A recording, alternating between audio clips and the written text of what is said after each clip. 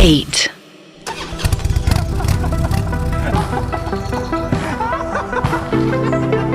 मैं राधिका और चिड़चिड़ी चमेली के ऑफिस के बाहर ही खड़ा था और मेरे सामने ही लंबे गंजे मोटा सा चश्मा लगाए वीसी सर ऑफिस में घुस गए। उसी ऑफिस में जिसमें अथर्व राधिका मैम के लिप्स खा रहा था।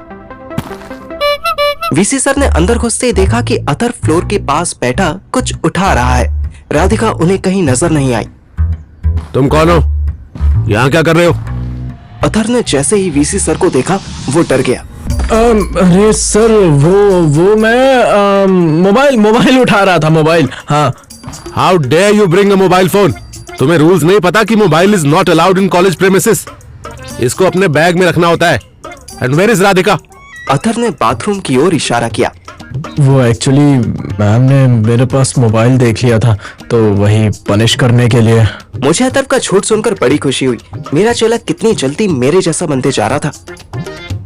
तभी बाथरूम से टिप टॉप लिपस्टिक, बिंदी और चश्मा लगाए, हील्स पहने, ड्रेस ठीक करती हुई राधिका आई। हे राधिका, देयर यू आर। तुम क्लास में नहीं गई? स्टूडेंट्स तुम्हारा वेट कर रहे थे। मैंने देखा तो सोचा पूछ लूं। Are you okay? तुम्हारी तबीयत तो ठीक है ना? क्योंकि तुम तो कभी क्लास अटेंड करने में एक सेकंड भी देर नहीं करती। तभी अथर्व और राधिका की नजरें मिली। अथर्व अपनी स्माइल छुपाने के लिए मुंह नीचे करने लगा। राधिका ने कोई रिएक्शन नहीं दिया। एक्चुअली नहीं हूँ ठीक। आई हैव अ हेडेक, तो इसलिए। हेडेक तो होगा ही। ऐसे नालायक बच्चे मोबाइल लेकर जो क्लास में आ जाते हैं। एनीवेज, तुम टेंशन मत लो राधिका, मैं प्रॉक्सी टीचर को भेज देता हूं तुम्हारी क्लास अटेंड करने। तुम चाहो तो मेरे ऑफिस में चलकर रेस्ट कर सकती हो, वहां हेड मसाजर भी है। अथर्व की हल्की सी हंसी निकल गई। वीसी सर ने अथर्व की तरफ घूर के देखा और बोले, यू अभी तक यहां क्यों बैठे हो? राधिका मैम से पनिशमेंट लेने के लिए? पनिशमेंट मैं तुम्हें देता हूं। You are. तभी राधिका ने उन्हें टोक दिया। डोंट माइंड सर, बट मैं अपने स्टूडेंट्स को पनिशमेंट और अपनी क्लास खुद ही लेती हूँ। फिर राधिका सीरियस फेस बनाकर अथर्व से बोली, यू मे गो नाउ। याद रहे अब कोई क्लास मिस ना हो। अथर्व तुरंत गर्दन हिलाता हुआ ऑफिस से बाहर निकला। उसने आते ही लंबी सांस ली, फिर मुस्कुराया। तेरा मुंह बिल्लू जैसा लग रहा है जो ढेर सारा चीज चाट कर आया है। अथर्व की स्माइल और बड़ी हो गई। मुझे उसकी इतनी खुशी बर्दाश्त नहीं हुई, इसलिए मैं उसको जमीन पर ले आया। ज्यादा उड़ मत, श्रेया यहाँ 10 मिनट पहले वेट करके गई है। उसकी हंसी तुरंत गायब हो गई। कहाँ गई है? कैंटीन जा, जल्दी मिल जाके। अथर्व ने अपना मोबाइल देखा, उसमें श्रेया की 12 मिस कॉल थी। वो तुरंत कैंटीन की तरफ भागा। मेरा कैंटीन जाने का कोई इरादा नहीं था। मैं अगली क्लास की ओर चल दिया। दोपहर 1 बजे कॉलेज के बाहर अथर्व मुझे श्रेया के साथ अपनी बाइक के पास खड़ा दिखा। वैसे तो अथर्व को श्रेया अपने साथ अपनी कार में कॉलेज लाती थी, पर आज लेट आने की वजह से अथर्व और मैं बाइक से कॉलेज आए थे। जैसे ही उसकी नजर मुझ पर पड़ी, वो श्रेया से बोला, अरे श्रेया डार्लिंग, तुम अभी घर जाओ, मुझे दरअसल थोड़ा इससे काम है पार्थव से। हम लोग शाम को मिल लेते हैं, ठीक है? क्या यार, तुम दोनों का कोई बिजनेस चल रहा है क्या जो एक दूसरे से इतना काम रहता है? मैंने सोचा था आज हम साथ घर चलेंगे। आज नहीं जानू, कल कॉलेज से घर साथ आएंगे, ठीक है?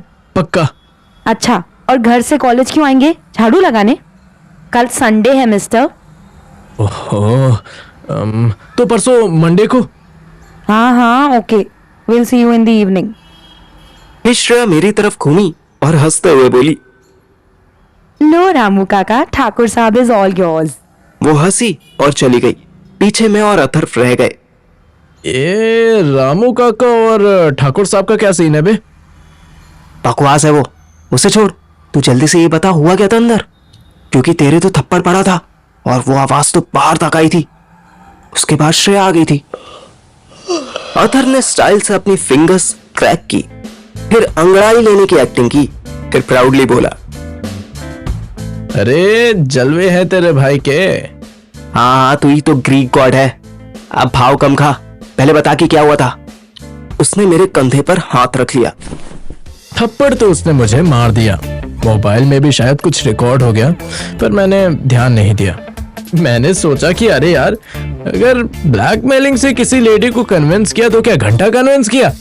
सो मैंने उसको बोला, अगर कॉलेज से मुझे रस्टिकेट ही होना है तो मैं इन रोजी लिप्स को एक बार फिर से टेस्ट करना चाहूंगा। हो बेटे की जान। फिर फिर क्या, फिर जैसे ही उसने मुस्कुराया मैं शुरू हो गया। सही है यार। और अब क्लास का क्या? वहां तो नहीं जाना। अरे फिर फायदा क्या हुआ? हाँ, अब तो जरूरत ही नहीं है क्लास लेने की। चिड़चिड़ी चमेली अब मुझे प्राइवेट कोचिंग देगी 3 से 4। ये न्यूज तो शॉकिंग थी। लोमड़ी की औलाद, साले चिड़चिड़ी चमेली ने खुद तुझे अपने घर बुलाया। मतलब रात में आयशा और मुन्नी देगी और दिन में तू श्रेया और चमेली की लेगा। कोचिंग लूंगा यार, कोचिंग। और श्रेया को कब टाइम देगा? शाम को। तो बेटा पढ़ाई कब करेगा? वो सोचने लगा। इतनी होशियारी भी मत दिखा कि होशियारपुर की टिकट कट जाए। तो क्या करूं? लोड कम कर। आयशा को फिलहाल टाल दे 15-20 दिनों के लिए। मुन्नी तो अब वैसे भी तुझे ब्लैकमेल नहीं करेगी। तो बची श्रेया एंड मिस राधिका। अभी इन्हीं से अपनी आंख बुझा और बाकी टाइम पढ़ाई कर साले। हर जगह मैं नहीं आऊंगा बचाने। अरे पर श्रेया तो बस ऊपर ऊपर से ही करने देती है यार। अबे तो चिड़चिड़ी चमेली के साथ नीचे नीचे कर ले।